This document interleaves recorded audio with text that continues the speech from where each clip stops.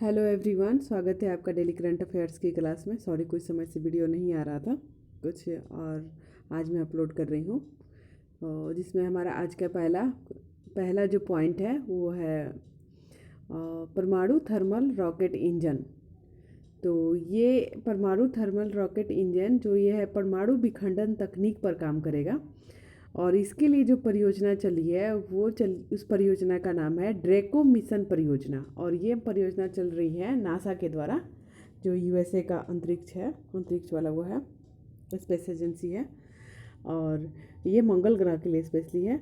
और इसका जो उद्देश्य होगा वो होगा गहरे अंतरिक्ष मिशन पर मनुष्य को भेजने के लिए इसका यूज होगा। और ये बहुत ही तेज़ गति से, इसकी गति भी जो होगी वो ज़्यादा होगी।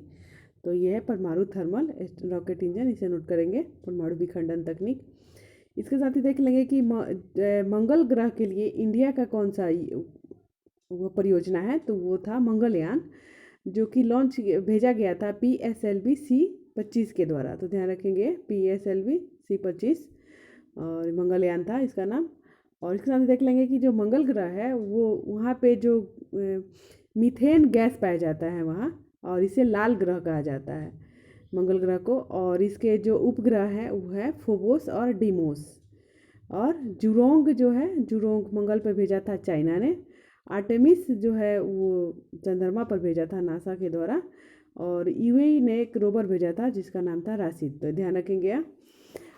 दूसरा नंबर हमारा पॉइंट है आज का ई निरीक्षण सॉफ्टवेयर। तो ई निरीक्षण सॉफ्टवेयर लॉन्च किया है सर्वोच्च न्यायालय के द्वारा।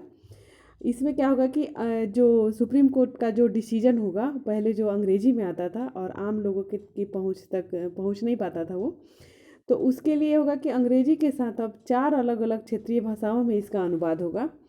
और इसी के लिए ये सॉफ्टवेयर लॉन्च किया है ई निरीक्षण। और इसमें जो 4 भाषाएं होंगी वो होगा हिंदी, गुजराती, उड़िया और तमिल। तो ये 4 भाषाएं हैं, हिंदी, गुजराती, उड़िया और तमिल। ये भारत के चारों कोनों को जोड़ रहा है भाषा। और इसके लिए जो समिति बनी है वो समिति बनी थी अभय ओका समिति। तो अभय ओका समिति की सिफारिश पे ये ई निरीक्षण सॉफ्टवेयर सुप्रीम कोर्ट ने लॉन्च किया है। और इसके जो 50वें CGI हैं DY चंद्रचूड़, उनके द्वारा। तो ध्यान रखेंगे। और इसके साथ ही देख लेंगे कि जो ये क्षेत्रीय भाषाओं में अनुवाद की जो बात थी वो मतलब ये कोई नया नहीं है। इसे 2000 में भी इसे पहली बार जो मलीमथ समिति बना था उसने भी सिफारिश की थी क्षेत्रीय भाषा में अनुवाद के लिए। तो ध्यान रखेंगे।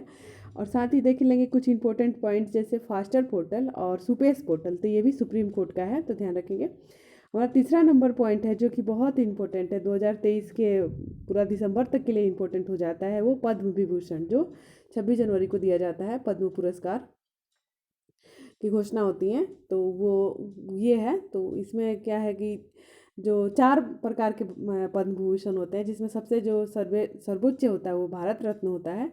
उसके बाद पद्म विभूषण होता है, फिर पद्म भूषण और फिर पद्मश्री होता है। तो वो जो इस बार दिया गया है, तो पद्म विभूषण इस बार विभूषण जो है वो 6 व्यक्तियों को दिया गया है। और पद्म भूषण जो है 9 व्यक्तियों को दिया गया, और पद्मश्री 91 व्यक्तियों को दिया गया है। जिसमें से कुछ इंपॉर्टेंट्स नाम है, जैसे कि पद्म विभूषण दिया गया है बालकृष्ण दोषी को, जो आर्किटेक्चर से संबंधित है ये। और जाकिर हुसैन, ये कला के क्षेत्र से। और MM कृष्णा, दिलीप महानोलोविस जिन्होंने ORS की खोज की थी। और मुलायम सिंह यादव और श्रीनिवास वर्धनम, ये भारतीय मूल के हैं, USA के। तो ध्यान रखिएगा। इसी तरीके से पद्म विभूषण में कुछ महत्वपूर्ण व्यक्तियों के नाम है, जिसमें है कुमार मंगलम बिरला, सुधा मूर्ति, दीपक धर, वाणी जयराम, स्वामी जिन्ना जियर और कपिल कपूर, और ऐसे कुछ और भी नाम है।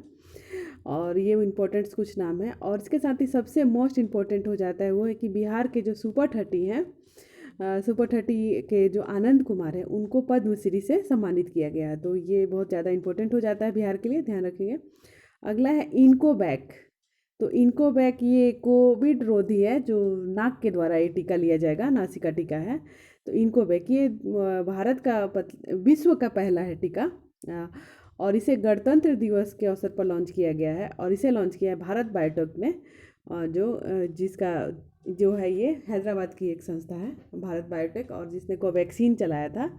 तो ये ध्यान रखेंगे इनकोवैक। और जो इसको लॉन्च किए थे गणतंत्र दिवस के अवसर पे वो मनसुख मंडाविया जो स्वास्थ्य मंत्री हैं, इन्होंने लॉन्च किया था, तो ध्यान रखेंगे। अगला हमारा 5th नंबर पॉइंट है, वो है महिला प्रीमियर लीग का फर्स्ट सीजन 2023 शुरू किया गया है, महिला प्रीमियर लीग का। तो ये बीसीसीआई ने शुरू किया है और इसके जो हेड है वो रोजर बिन्नी है, ध्यान रखेंगे। और जो ये पहली बार हो रहा है महिला प्रीमियर लीग, इसमें 5 टीमें भाग ले रही हैं, जिसमें कि है अहमदाबाद, मुंबई, बेंगलुरु, लखनऊ और दिल्ली। ध्यान रखेंगे, अहमदाबाद, मुंबई, बेंगलुरु, लखनऊ और दिल्ली, जिसमें जो सबसे महंगी टीम है वो अडानी ग्रुप की है और अहमदाबाद की टीम, और ये इसको 1289 करोड़ रुपये में खरीदा गया है, तो ध्यान रखेंगे। अगला हमारा पॉइंट है जो आईपीएल का शुरुआत हुआ था वो 2008 में हुआ था और सर्वाधिक बार का जो विजेता है वो मुंबई है, मुंबई इंडियंस, इन्होंने 5 बार आईपीएल जीती है, तो ध्यान रखेंगे यहाँ। और हमारा अगला पॉइंट है 6ठा नंबर है अंतर्राष्ट्रीय सीमा शुल्क दिवस कब मनाया जाता है, तो ये मनाया जाता है 26 जनवरी को और ये 1953 से शुरू हुआ है, तो ध्यान रखेंगे। और इसके साथ ही कुछ देख लेंगे इंपॉर्टेंट्स पॉइंट, जैसे कि 23, 24, 25, 26, तो 23 जनवरी को पराक्रम दिवस मनाया जाता है, सुभाष चंद्र बोस की जयंती को पराक्रम दिवस कहा जाता है। और इसी तरह 24 जनवरी को राष्ट्रीय बालिका दिवस मनाया जाता है, तो ये भी इंपॉर्टेंट हो जाता है। 25 जनवरी को मतदाता दिवस और पर्यटन दिवस भी मनाया जाता है, राष्ट्रीय मतदाता दिवस और राष्ट्रीय पर्यटन दिवस, तो ध्यान रखेंगे। 26 जनवरी को रिपब्लिक डे मनाया जाता है और उसके साथ ही अंतर्राष्ट्रीय सीमा शुल्क दिवस मनाया जाता है और ये 1953 से शुरू हुआ है, तो ध्यान रखेंगे यहाँ। अगला हमारा पॉइंट है यू बिन पोर्टल, तो यू बिन पोर्टल लॉन्च किया है केंद्र सरकार ने और ये यू बिन पोर्टल का जो उद्देश्य है वो क्या होगा कि जो गर्भवती महिलाओं का इसमें ऑनलाइन रजिस्ट्रेशन होगा और उनके प्रसव का रिकॉर्ड रखा जाएगा और उनके प्रसव का रिकॉर्ड, उनके टीकाकरण का रिकॉर्ड और अगला टीकाकरण कब है इसका रिमाइंडर महिला और बच्चा दोनों के लिए, तो ये है यू बिन पोर्टल केंद्र सरकार के द्वारा, तो इम्पोर्टेंट है।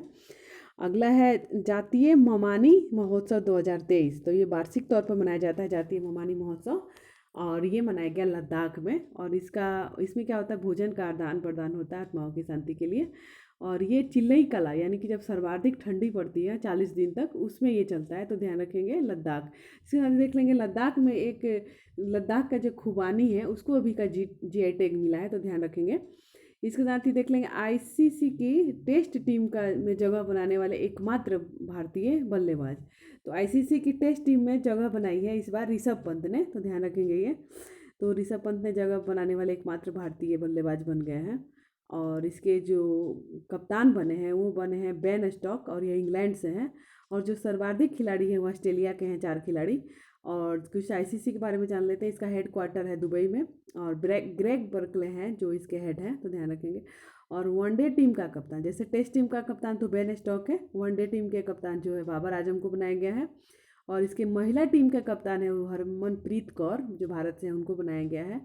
और जो वनडे की में शामिल हुए हैं भारतीय वो हैं श्रेयस अय्यर और मोहम्मद सिराज, तो ध्यान रखेंगे। अगला है 27 से 31 जनवरी 2023 तक 30वां राष्ट्रीय बाल विज्ञान कांग्रेस का आयोजन हो रहा है, तो ये कहाँ हो रहा है, तो ये हो रहा है गुजरात में और ये हुआ है 1993 से शुरू हुआ है 30वीं राष्ट्रीय बाल विज्ञान कांग्रेस और इसका इस बार का थीम है स्वास्थ्य और कल्याण के लिए पारिस्थितिकी तंत्र को समझना, तो ये था 27 जनवरी 2023 का कुछ important current affairs. I hope कि ये आप लोग को अच्छा लगे, तो अच्छा लगे तो वीडियो को लास्ट तक लाइक शेयर एंड सब्सक्राइब कीजिए। Thank you very much.